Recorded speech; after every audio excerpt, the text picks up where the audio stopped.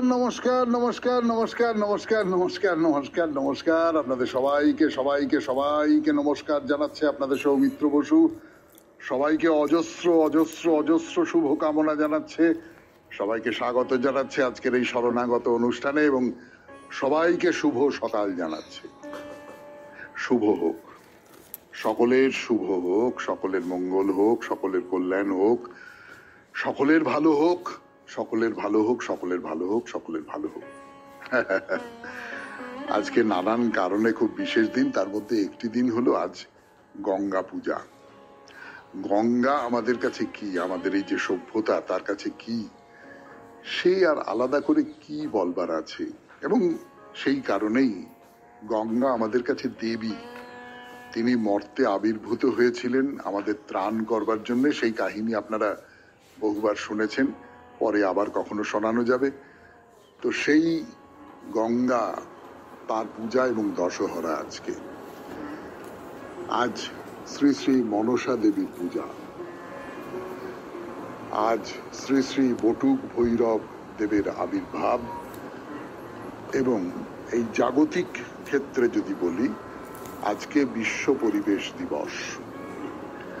এই পৃথিবীটা ক্রমাগত দূষিত থেকে দূষিততর হয়ে উঠছে। এই পৃথিবী ক্রমাগত ক্লান্ত থেকে ক্লান্ততর হয়ে উঠছে। আমাদের বায়ু আর নির্মল নয়, আমাদের ভূমি ক্ষয় রোগে আক্রান্ত, আমাদের আকাশ বাতাস যা কিছু, জল, সেই সমস্ত কিছু নষ্ট হয়ে যাচ্ছে ক্রমাগত, এবং মানুষ উন্মাদের মতন সেই পথে এগিয়ে চলেছে। সেখান থেকে ফেরবার জন্য যে সামান্য চেষ্টাটুকু হয়, তার বাইরে সামগ্রিকভাবে মানুষ সেখান থেকে ফেরবার কোনো চেষ্টাই করছে না। এই অবস্থায় আজ গঙ্গা পূজার দিনই পড়ল পরিবেশ দিবস, 5ই জুন। এটাও একটা খুব তাৎপর্যপূর্ণ ব্যাপার, তার কারণ গঙ্গা নির্মল করবেন, সেই গঙ্গাও খুব দূষিত এখন। এই সবটা মিলিয়ে আজকে নানান কারণে খুব বিশেষ দিন। এবারে বেণীমাধব শীলের পঞ্জিকা অনুযায়ী আজকের দিনটার কথা বলি। আজকে 21শে জ্যৈষ্ঠ 1432, ইংরেজির 5ই জুন 2025, বৃহস্পতিবার, দশমী। সূর্যোদয়ের সময় ভোর 4:56, সূর্যাস্তের সময় সন্ধে 6:16। উত্তর ফল্গুনী নক্ষত্র। আজকে জন্মে কন্যা রাশি বৈশ্যবর্ণ, মতান্তরে শূদ্রবর্ণ নরগণ। প্রাতঃকালে 5:48 গতে দেবগণ। আমাদের হোয়াটসঅ্যাপে চিঠি পাঠাবার নাম্বার 9831922927। চিঠির গোড়ায় অতি অবশ্যই SG লিখতে হবে।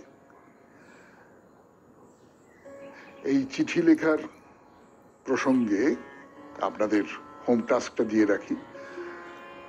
সামনের বৃহস্পতিবারের চিঠির বিষয় হচ্ছে গঙ্গা।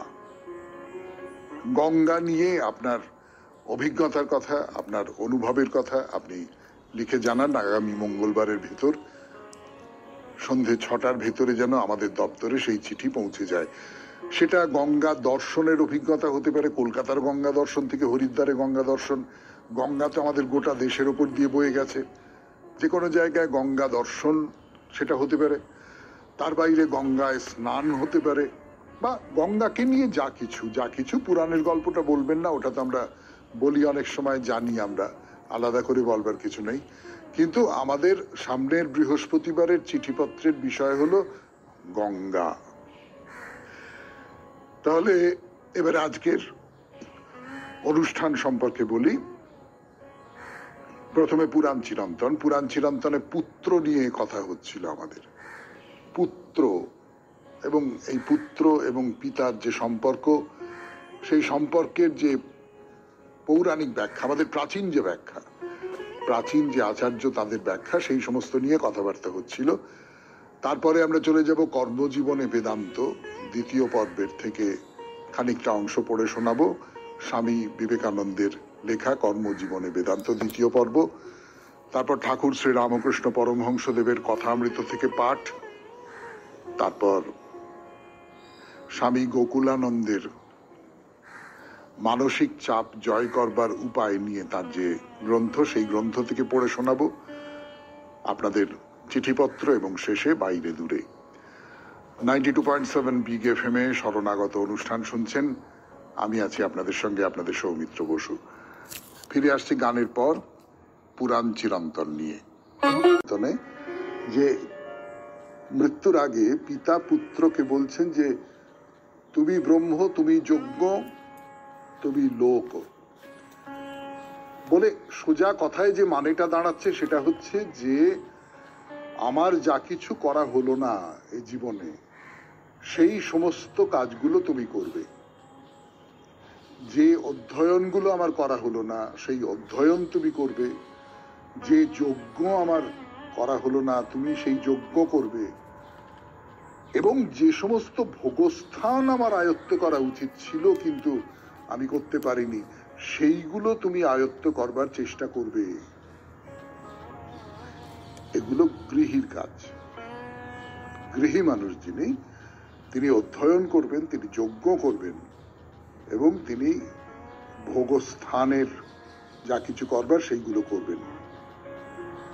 অর্থাৎ আমি এই পৃথিবী ছেড়ে চলে যাব, তখন আমার পুত্র আমার সমস্ত কর্তব্য ভার বহন করবে এবং আমাকে ত্রাণ করবে। এইভাবে, এই জন্যেই পণ্ডিতেরা বলেন যে পিতা এইভাবেই পুত্রকে উপদেশ দিয়ে থাকেন। এই রকম জ্ঞান সম্পন্ন যিনি পিতা, তিনি যখন ইহলোক থেকে চলে যান তখন তিনি এই সমস্তটা নিয়েই বাক্য, মন এবং প্রাণের সঙ্গে একসঙ্গে পুত্রের মধ্যে প্রবেশ করেন। অর্থাৎ পিতা পুত্রের মধ্যে প্রবেশ করলেন। তো এইটাই হচ্ছে ছেলের কাজ। বাবা যেগুলো করতে পারলো না সেইগুলো সেই ছেলে সম্পন্ন করে দেবে। পিতার এই কর্তব্য পূরণ করে বলেই সন্তানের নাম হচ্ছে পুত্র। বৃহদারণ্যক উপনিষদে পুত্র কাকে বলে তাই নিয়ে তো আলোচনা করা হয়েছে। তো এর ভেতর দিয়ে একটা ব্যাপার নিশ্চয়ই বুঝতে পারছেন যে বাবা ছেলের মধ্যে দিয়ে বেঁচে থাকবার আকাঙ্ক্ষা করছেন। এইটা হচ্ছে সবচেয়ে গুরুত্বপূর্ণ কথা এই এত কথার ভেতরে। শুনছেন পুরাণ চিরন্তন, পুত্রের কথা, 92.7 বিগ এফএম এ শরণাগত অনুষ্ঠানে। আরো কথা বলবার জন্য ফিরে আসছে আপনাদের সৌমিত্র বসু গানের পর। যে পিতার যে আরাধ্য কাজগুলো, যেগুলো পিতা শেষ করতে পারেননি, সেগুলো পুত্র সম্পন্ন করবে। বেশ, কিন্তু এই পুত্রকে, মানে একটা হতে পারে আমার ধর্মপত্নী যিনি, তার গর্ভে আমার পুত্রটি জন্মালো এবং সেই পুত্র আমাকে নরক থেকে উদ্ধার করলো, এইটা একটা হতে পারে। কিন্তু তার বাইরেও তো পুত্র জন্মাতে পারে। আপনারা সকলেই জানেন যে দত্তক পুত্র নেওয়া যেতে পারে, কোনো পুত্রকে, অন্যের কোনো পুত্রকে গ্রহণ করা যেতে পারে, সেইটা একটা হতে পারে। এমনকি ক্ষেত্রজ পুত্রের কথাও বলা হচ্ছে। অর্থাৎ বাবার ঠিক নেই এইরকম পুত্রের কথাও বলা হয় আমাদের শাস্ত্রে এবং সেটাকেও স্বীকার করা হয়। আপনারা অনেকেই জানেন যে কিভাবে পুত্র গ্রহণ করা হয়। পুত্র মানে কেবলমাত্র ধর্মপত্নীর গর্ভে আমার ঔরসে জন্মাচ্ছে যে তাকেই পুত্র বলা যাবে না। তো এই যে নানান রকমের পুত্র, সেই নানান রকমের পুত্র বলতে ধরুন পুত্র, এই আমি যদি বলি যে অন্য রকম করে জাত পুত্র, সেই অন্য রকম করে জাত পুত্রের সম্পর্কে একটা কোমল ভাবে আচরণ করবার ঘটনা আপনাদের মনে পড়বে যে মহাভারতে পাণ্ডুর জীবনেই ঘটেছে। পিতামাতার ঋণ থেকে মুক্ত হওয়ার একমাত্র উপায় তাই সন্তান। পাণ্ডুর সন্তান না থাকায় তিনি ব্রহ্মলোকে যে মুনিরা যাচ্ছেন তাদের কাছে পরামর্শ চাইলেন। পাণ্ডু বললেন, আমি যেমন আমার পিতার ক্ষেত্রে অর্থাৎ তার পত্নীর গর্ভে বেদব্যাসের ঔরসে জন্মগ্রহণ করেছি, সেই রকম আমার পত্নীদের গর্ভে কিভাবে কোন উপায়ে আমি পুত্র লাভ করতে পারি।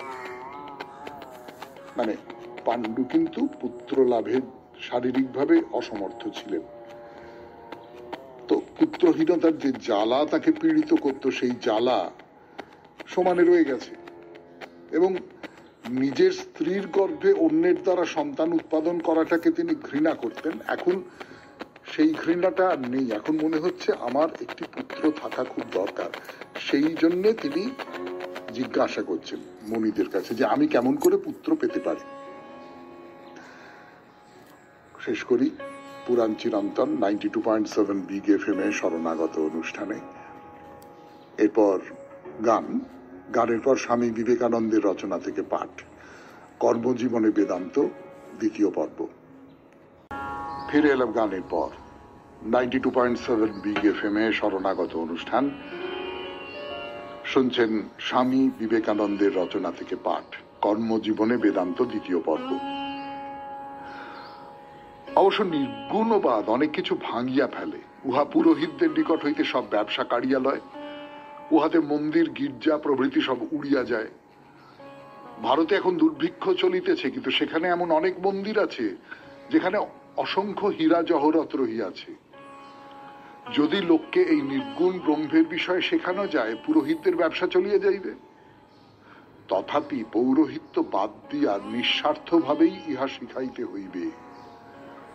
তুমিও ঈশ্বর, আমিও ঈশ্বর, তবে কে কাহার আজ্ঞা পালন করিবে, কে কাহার উপাসনা করিবে? তুমি ঈশ্বরের সর্বশ্রেষ্ঠ মন্দির। আমি কোন মন্দিরে কোনরূপ প্রতিমা বা কোনরূপ শাস্ত্র উপাসনা না করিয়া বরং তোমার উপাসনা করিব। লোকে এত পরস্পর বিরোধী চিন্তা করে কেন? লোকে বলে আমরা প্রত্যক্ষবাদী, বেশ কথা, কিন্তু এইখানে তোমার উপাসনা অপেক্ষা আর কি অধিকতর প্রত্যক্ষ হইতে পারে? আমি তোমাকে দেখিতেছি, তোমাকে বেশ অনুভব করিতেছি আর জানিতেছি তুমি ঈশ্বর। মুসলমানেরা বলেন আল্লাহ ব্যতীত ঈশ্বর নাই, কিন্তু বেদান্ত বলেন মানুষ ব্যতীত ঈশ্বর নাই। ইহা শুনিয়া তোমাদের অনেকের ভয় হইতে পারে, কিন্তু তোমরা ক্রমশ ইহা বুঝিবে। জীবন্ত ঈশ্বর তোমাদের সঙ্গে রহিয়াছেন, তথাপি তোমরা মন্দির, গির্জা নির্মাণ করিতেছ আর সর্বপ্রকার কাল্পনিক মিথ্যা বস্তুতে বিশ্বাস করিতেছ। মানবাত্মা অথবা মানব দেহই একমাত্র উপাস্য ঈশ্বর। অবশ্য অন্য জীবজন্তুরাও ভগবানের মন্দির বটে, কিন্তু মানুষই সর্বশ্রেষ্ঠ মন্দির। মন্দিরের মধ্যে তাজমহল। যদি মানুষের মধ্যে তাহার উপাসনা করিতে না পারিলাম, তবে কোন মন্দিরেই কিছু উপকার হইবে না। যে মুহূর্তে আমি প্রত্যেক মনুষ্য দেহরূপ মন্দিরে উপবিষ্ট ঈশ্বরকে উপলব্ধি করিতে পারিব, যে মুহূর্তে আমি প্রত্যেক মনুষ্যের সম্মুখে শ্রদ্ধা সহকারে দাঁড়াইতে পারিব আর বাস্তবিক তাহার মধ্যে ঈশ্বরকে দেখিব, যে মুহূর্তে আমার ভিতরে এই ভাব আসিবে, সেই মুহূর্তেই আমি সমুদয় বন্ধন হইতে মুক্ত হইব। অন্য সবকিছুই অন্তর্হিত হইবে, আমি মুক্ত হইব। ইহাই সর্বাপেক্ষা অধিক কার্যকরী উপাসনা। মতান্তর লইয়া আমার কোনো প্রয়োজন নাই, কিন্তু এই কথা বলিলে অনেক লোকে ভয় পায়। তাহারা বলে ইহা ঠিক নয়। তাহারা তাহাদের পিতামহরা কি বলিয়া গিয়াছেন সেই কথা লইয়া মতবাদ রচনা করিবে।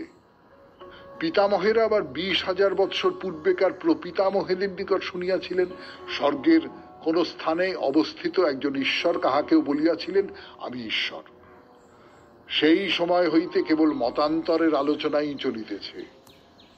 তাহাদের মতে ইহাই কাজের কথা, আর আমাদের ভাবগুলি কার্যে পরিণত করা যায় না।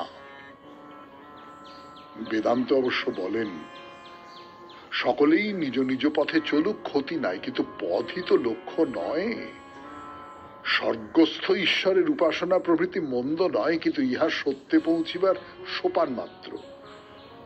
ওইগুলিতে সুন্দর মহৎ ভাব আছে, কিন্তু বেদান্ত প্রতি পদে বলেন বন্ধু, তুমি যাহাকে অজ্ঞাত বলিয়া উপাসনা করিতেছ এবং সারা জগতে যাহাকে খুঁজিয়া বেড়াইতেছ, তিনি সর্বদা এখানেই রহিয়াছেন। তুমি যে জীবিত আছো তাহাও তিনি আছেন বলিয়া তিনি জগতের নিত্য সাক্ষী। সমুদয় বেদ যাহার উপাসনা করিতেছেন, শুধু তাই নহে, যিনি নিত্য আমিতে সদা বর্তমান, তিনি আছেন বলিয়াই সমুদয় ব্রহ্মাণ্ড রহিয়াছে। তিনি সমুদয় ব্রহ্মাণ্ডের আলোক স্বরূপ। তিনি যদি তোমাতে বর্তমান না থাকিতেন তবে তুমি সূর্যকেও দেখিতে পাইতে না, সবকিছুই তোমার নিকট শূন্য অন্ধকার জড় রাশি বলিয়া প্রতীত হইত। তিনি দীপ্ত রহিয়াছেন বলিয়া তুমি জগৎকে দেখিতেছ। শুনলেন স্বামী বিবেকানন্দের রচনা থেকে পাঠ, কর্মজীবনে বেদান্ত দ্বিতীয় পর্ব। এবারে গান, গানের পর কথামৃত থেকে পাঠ। 92.7 বিগ এফএম এ শরণাগত অনুষ্ঠান শুনছেন। আমি আছি আপনাদের সঙ্গে, আপনাদের সৌমিত্র বসু। এখন সেই পূর্ণ সময় যখন আমরা ঠাকুর শ্রী রামকৃষ্ণ পরমহংসদেবের কথামৃত থেকে পাঠ করে শোনাবো। ঠাকুর গান গাইছিলেন, আহা খুব আফসোস হয় না, তখন যদি থাকতে পারতাম ঠাকুরের গলায় গান শুনতে পেতাম। আহা হা হা হা হা হা। এবং ঠাকুর খুব ভালো গান গাইতেন, তো গান ঠাকুর খুব ভালো গাইতেন। স্বামী বিবেকানন্দ তো অসামান্য গান গাইতেন, সেই সব তো আমরা তার থেকে বঞ্চিত হলাম। তো যাই হোক, ঠাকুর খানিকক্ষণ ভাবাবিষ্ট হয়ে রয়েছেন, গিরিশচন্দ্র সকলে বসে রয়েছেন। তো ঠাকুর গিরিশচন্দ্রকে বলছেন, তোমার এই ভাব বেশ ভালো, শান্ত ভাব। মাকে তাই বলেছিলাম, মা ওকে শান্ত করে দাও, আমাকে যাতা না বলে। না, ঠাকুরকে গিরিশচন্দ্র কিন্তু গিরিশচন্দ্র ঠাকুরের উপর খুব উপদ্রব করেছেন। সেই সমস্ত নানান রকম গল্প টল্প আছে। গিরিশচন্দ্র তো এমনিতে যে জীবনটাতে তিনি ঢুকে পড়েছিলেন, এই থিয়েটারের জীবন, তার কথা গতদিন বলছিলাম আপনাদের। এই থিয়েটারের জীবনে নানান ধরনের উচ্ছৃঙ্খলতা, পানাশক্তি ইত্যাদি ইত্যাদি নানান রকম সমস্ত গিরিশচন্দ্রের মধ্যে ছিল। সেইটার থেকে ঠাকুর তাকে সরিয়ে এনে একটা শান্ত ভাবের মধ্যে রেখেছেন। এটা খুব সহজ হয়নি। মানে গিরিশচন্দ্র মাঝরাত্রিরে চলে গেছেন দক্ষিণেশ্বরে, গিয়ে তুমুল গালাগাল করছেন, চিৎকার করে গালাগাল করছেন ঠাকুরকে। বা ঠাকুর গিরিশচন্দ্রের কাছে কাউকে পাঠিয়েছেন, তাকে তুমুল গালাগাল, খুব মদ খেয়ে আর কি। মদ খেয়ে মানুষ কত কি বলে ফেলে, সে তো আপনারা আপনাদের চারপাশে সব দেখতে টেকতে পাচ্ছেন। তো সেই রকম তুমুল গালমন্দ করেছেন ঠাকুরকে, নানান ভাবে ঠাকুরের ওপর উপদ্রব করেছেন। কিন্তু ওই ঠাকুর চোখের দিকে তাকিয়ে রয়েছেন, গিরিশচন্দ্রের চোখের দিকে। গিরিশচন্দ্রের চোখ আস্তে আস্তে লাল থেকে সাদা হয়ে গেল। গিরিশচন্দ্র বললেন, দূর, এক বোতল মদ খেলাম, পয়সাটাই নষ্ট হলো, তুমি সব নেশা কাটিয়ে দিলে। ঠাকুর বললেন, তার চেয়ে বড় নেশায় তোকে ফেলবো, দেখ না। এইটা ঠাকুর করেছেন। তো ফলে গিরিশচন্দ্রের একেবারে উন্মাদের মতো ভক্তি ঠাকুরের প্রতি, উন্মাদের মতন ভক্তি। তো শান্ত হয়ে গেছেন এখন তিনি, শান্ত হয়ে গেছেন। তার নাটকের মধ্যে তার ছাপ পড়েছিল, কিন্তু সেইটা নিয়ে আমাদের এখন আলোচনা করবার অবকাশ নেই। তো গিরিশচন্দ্র মাস্টারমশাইকে বলছেন, আমার জিভকে যেন চেপে ধরেছে, আমায় কথা কইতে দিচ্ছে না। শ্রীরামকৃষ্ণ এখনো ভাবস্থ, অন্তর্মুখ। বাইরের ব্যক্তি বস্তু ক্রমে ক্রমে সব ভুলে যাচ্ছেন। তো একটু প্রকৃতিস্থ হয়ে মনকে নাবাচ্ছেন, ভক্তদের আবার দেখছেন। তো মাস্টারমশাইকে দেখে বললেন, এরা সব সেখানে যায়, তো যায়, মা সব জানে। তো প্রতিবেশী একটি ছেলেকে বলছেন, কি গো, তোমার কি বোধ হয়, মানুষের কি কর্তব্য? সকলে চুপ করে আছে। তারপরের কথা পরেই, মানে গানের পরে 92.7 বিগ এফএম এ শরণাগত অনুষ্ঠানে আমি আছি আপনাদের সঙ্গে, আপনাদের সৌমিত্র বসু। আপনাদের শুনছেন হোক জীবনের সুর বদল, শরণাগত বিগ এফএম 92.7। তো প্রতিবেশী একটা ছোকরাকে ঠাকুর জিজ্ঞেস করছেন, কি গো, মানুষের কি কর্তব্য? তো আরেকজনকে বলছেন যে, তুই পাশ করবি নি? ওরে পাশ মুক্ত শিব, পাশ বদ্ধ জীব।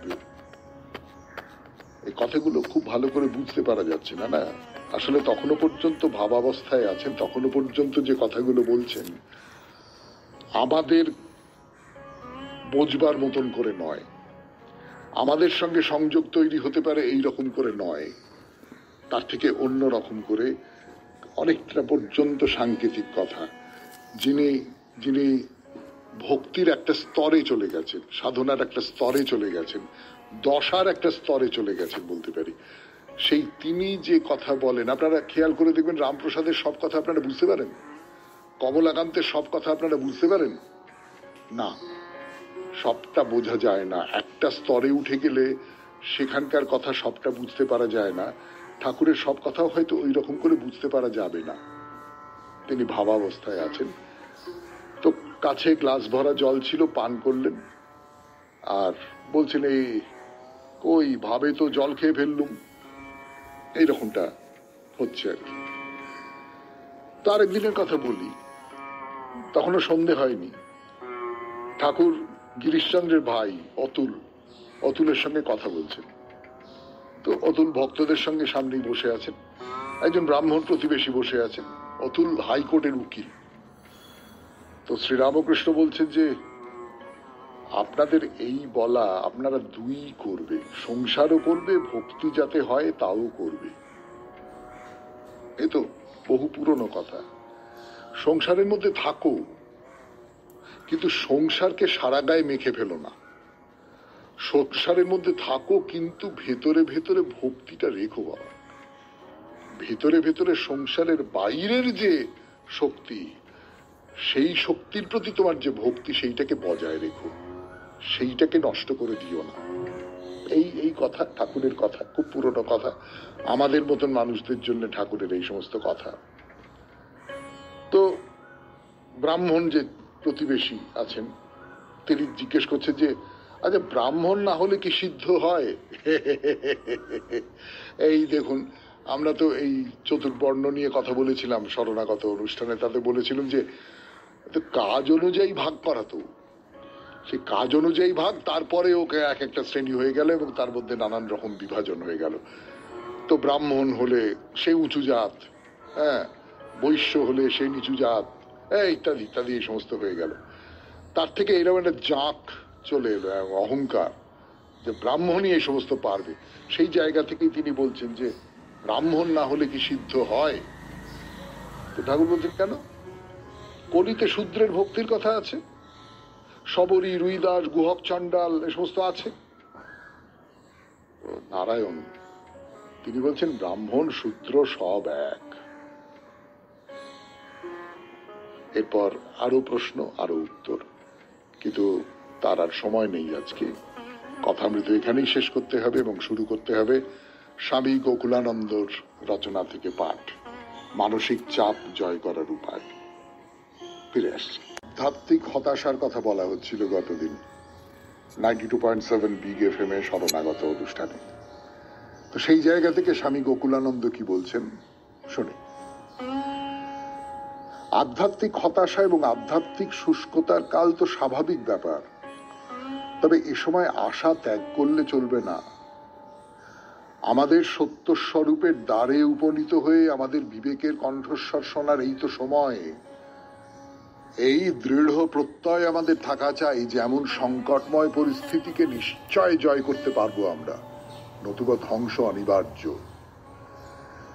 এতক্ষণ আমরা আশাহীনতার নানা দিক নিয়ে বিস্তারিত আলোচনা করলাম, এবার আশা জাগানোর কথা বলি।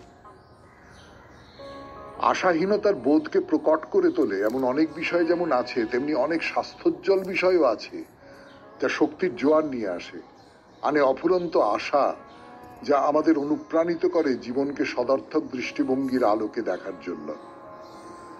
অন্য কথায় বলতে গেলে এমন অনেক বিষয় আছে যা আমাদের মনে ধীরে ধীরে আশার অমৃত সঞ্চারিত করে, যদি আমরা নিচে বলা শর্তগুলো মেনে চলি। আশাহীনতার পাক থেকে নিঃসন্দেহে মুক্তি পাবো আমরা, জীবনকে করে তুলব উদ্দেশ্যময়। জীবনের প্রতি আশাবাদী দৃষ্টিভঙ্গি যার আছে, এমন মানুষ বিশ্বাস করেন যে তিনি যা করছেন এবং যা ঘটছে, অর্থাৎ কার্য এবং ফলের মধ্যে সবসময় একটা সম্পর্ক আছে। স্বামী বিবেকানন্দ বলছেন যে জীবনের প্রতি আমাদের সর্বদাই সদর্থক দৃষ্টিভঙ্গি রাখা উচিত। এই প্রসঙ্গে স্বামীজির কথাগুলি বিশেষ তাৎপর্যপূর্ণ। স্বামীজির মতে আমরা বিশ্বাস করব নিজেকে এবং সর্বশক্তিমান ঈশ্বরকে, তবেই আমাদের অন্তঃস্থিত সর্বশক্তিমান আত্মা এবং যা কিছু ভালো আর অত্যুৎকৃষ্ট প্রকাশিত হবে। কিন্তু জবরদস্ত বিশ্বাস থাকা চাই। একজন আশাবাদীর এই চিন্তাই করা উচিত যদি সমস্ত নেতিবাচক চিন্তাকে দূরে ফেলে নিষ্ঠা ভরে পরিপূর্ণ হৃদয় দিয়ে তিনি স্বামীজির বাণীরই অনুশীলন করেন, সাফল্য তার করতলগত হবেই। একবার স্বামীজির এক গুরু ভাই যখন অসুস্থ অবস্থায় ছিলেন, স্বামীজি তাকে চিঠি লিখলেন, তোমার মধ্যে সদর্থক চিন্তা, বৈদান্তিক চিন্তা সঞ্চারিত করো যে তোমার কোনো অসুখ নেই, দেখবে তুমি তৎক্ষণাৎ সুস্থ হয়ে যাবে। নিজেকে নিজেই অনুপ্রাণিত করা মনে দারুণ উদ্দীপনা যোগায়। আশাহীনতার বোধকে জয় করতে এই প্রক্রিয়া অতুলনীয় শক্তি সঞ্চার করে। সুতরাং আশাবাদী মনের মালিক যে ব্যক্তি, আশায় পূর্ণ হয়ে তিনি বিশ্বাস করেন যে তাকে চেষ্টা করতে হবে তার লক্ষ্যে উপনীত হওয়ার জন্য। বসে বসে তত্ত্ব কথা ভাবলে তো আর ফল ফলবে না, প্রয়োজন সক্রিয়তার। শুনলেন স্বামী গোকুলানন্দের রচনা থেকে পাঠ 92.7 বিগ এফএম এ শরণাগত অনুষ্ঠানে। এবারে গান, গানের পর চিঠিপত্র। এবারে চিঠি লিখেছেন দেবমাল্য খাঁ, ইছাপুর, নবাবগঞ্জ থেকে। পড়ব সেই চিঠি 92.7 বিগ এফএম এ শরণাগত অনুষ্ঠানে। আপনি আমার প্রণাম নেবেন। আজকের এই চিঠিটির বিষয় হচ্ছে যুদ্ধ না শান্তি। ভগবান শ্রীকৃষ্ণ গীতায় বলেছিলেন, यदा यदा हि धर्मस्य ग्लानिर्भवति भारत अभ्युत्थानम अधर्मस्य तदात्मानं सृजन्यहम् परित्राणाय साधूनां विनाश्च तदुष्कृतम् धर्म संस्थापनार्थाय संभवामि युगे युगे। অর্থাৎ যখনই ধর্মের গ্লানি হয় এবং অধর্মের মাত্রা বৃদ্ধি পায়, ভগবান শ্রীকৃষ্ণ সৃষ্টি রক্ষার্থে সাধুজনকে পরিত্রাণ করতে, দুষ্কৃতীদের বিনাশ করতে, পুনরায় ধর্ম সংস্থাপন করতে ধরায় আবির্ভূত হন। মহাভারতে কুরুক্ষেত্রের যুদ্ধের পূর্বে শ্রীকৃষ্ণ শান্তিদূত রূপে হস্তিনাপুরে গিয়েছিলেন, কিন্তু অহংকারী দুর্যোধন শান্তি চাননি। তাই মহাভারতের যুদ্ধে পাণ্ডবদের কাছে অধর্মের পথে চলা কৌরবেরা পরাজিত হয়েছিল। তাই শান্তি ততক্ষণ সম্ভব যতক্ষণ পর্যন্ত কেউ আঘাত না করছে। বর্তমানের 21 শতাব্দীতেও কিছু ক্ষমতালোভী রাষ্ট্র নিজেদের আধিপত্য কায়েম রাখতে উদ্যত এবং অসাধু রাষ্ট্র নেতারা তাদের জনগণের মৌলিক চাহিদা মেটাতে ব্যর্থ। তাই তারা তাদের ব্যর্থতা ঢাকতে হাল্লা রাজার ন্যায় যুদ্ধ করতে উদ্যত। আমাদের দেশ এবং দেশের জনগণ শান্তিকামী হলেও তারা নির্বল বা ভীরু নয়।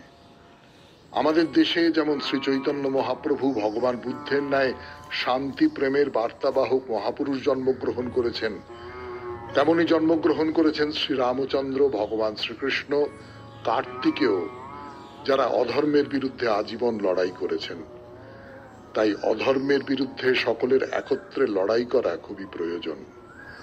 এটি দেবমাল্য খাঁ, নিবাস ইছাপুর, নবাবগঞ্জ। হ্যাঁ, যদি অন্যায়ের মুখোমুখি হতে হয় তাহলে সেই অন্যায়কে প্রতিহত তো করতেই হবে। তার জন্য যা যা কিছু করার দরকার তা করতে হবে। সেই অন্যায়কে মেনে নেওয়া এক ধরনের একটা নির্বীর্যতা, এ তো বলাই বাহুল্য। আপনাকে অনেক ধন্যবাদ আপনার চিঠির জন্য। এরপর বাইরে দূরে 92.7 বিগ এফএম এ শরণাগত অনুষ্ঠান শুনছেন। আমি আছি আপনাদের সঙ্গে, আপনাদের সৌমিত্র বসু। ফিরে আসছি। নিজের বাড়ি, নিজে যেখানে বসে রয়েছেন বা শুয়ে রয়েছেন সেই চৌহদ্দি, এই সমস্ত থেকে আপনাদের উড়িয়ে নিয়ে চলে গেলাম দূরে পাহাড়ে, কালিম্পংয়ে। 92.7 বিগ এফএম এ শরণাগত অনুষ্ঠানে এখন আমরা কালিম্পংয়ে। আমরা এই কালিম্পংয়ে এখন জংধোক পার্লে মনেস্টারির কথা বলছি। জংধোক পার্লে মনেস্টারি, এই নামটা মনে থাকবে না। যে নামটা মনে থাকবে, যে নামটাই আমরা সাধারণভাবে বলি, পর্যটকেরা বলেন যে এই ধর্মস্থান, মনেস্টারি মানে বলেছিলাম যে যেখানে সন্ন্যাসীরা থাকেন, অর্থাৎ আশ্রম বলতে পারেন, বাংলায় মঠ বলতে পারেন। তো সেই যে মঠ, এর একটা এমনি নাম আছে, চালু নাম আছে, সেটা হচ্ছে দূরপিন মনেস্টারি। কিন্তু দূরপিন মনেস্টারি বলা হলো কেন? তার কারণ হচ্ছে যে এই মনেস্টারিটা দূরপিন পাহাড়ের উপরে অবস্থিত। এই যে মঠটা, এইটা তৈরি করেছিলেন যিনি, তার নাম হচ্ছে ডুডজুম রিনপোচে। ডুডজুম রিনপোচে, এটা যারা তিব্বতীয় বৌদ্ধ ধর্মাবলম্বী, বিশেষ করে তিব্বতীয়, তাদের এইটা একটা খুব বড় উপাসনার জায়গা। তার একটা কারণ তো এই মনেস্টারিটা খুব বিখ্যাত। আর একটা ব্যাপার যেটা দেখতে যাওয়ার জন্য বিশেষ করে যাওয়া যায়, এবং আমরা যেটা বারবার করেই বলি যে ধর্মস্থান কেবলমাত্র ওই মন্দিরের চত্বরটুকুর মধ্যেই যে রয়েছে তা কিন্তু নয়, তার বাইরেও একটা বড় মন্দির রয়েছে। সেইটা হচ্ছে আমাদের এই পৃথিবী এবং প্রকৃতি, প্রাকৃতিক সৌন্দর্য। আপনারা খেয়াল করে দেখবেন যে যে মন্দিরগুলো খুব বিখ্যাত বিখ্যাত যে সমস্ত মন্দিরগুলো, সেই মন্দিরগুলোর কিন্তু অনেকগুলোই খুব একটা বড় প্রাকৃতিক পটভূমির মধ্যে, বিশেষ করে পাহাড়ের মধ্যে। পাহাড় যার সঙ্গে বিশালতার একটা সম্পর্ক আছে, যার সঙ্গে উচ্চতার একটা সম্পর্ক আছে, সেই পাহাড়ে কিন্তু আমাদের অনেকগুলো মন্দির, অনেকগুলো দেবালয়। এবং এটাও নিশ্চয়ই খেয়াল করে দেখবেন যে এই যে মন্দির দেবালয় যা কিছু বলুন না কেন, তাদের গড়নটার মধ্যেও কিন্তু একটা পাহাড়ের ধরন আছে। উঁচু হয়ে উঠে গেছে চূড়া, সেটা গির্জার চূড়া হতে পারে, মসজিদের চূড়া হতে পারে, মন্দিরের চূড়া হতে পারে, উঁচু একটা কিছু, তার মধ্যে দেবতার বাস। এরকম একটা মনোভাব, একটা ধারণা আমাদের মনের মধ্যে তো রয়েছে।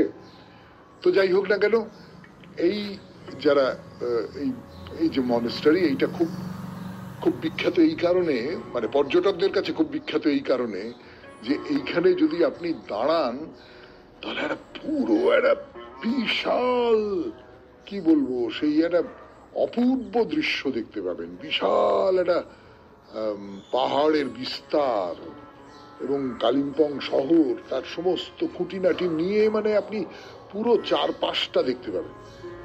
সেটা একটা অসামান্য দৃশ্য। সেই দৃশ্যের দিকে আমরা যাব, কিন্তু তার আগে অন্য একটা দুটো কথা বলি।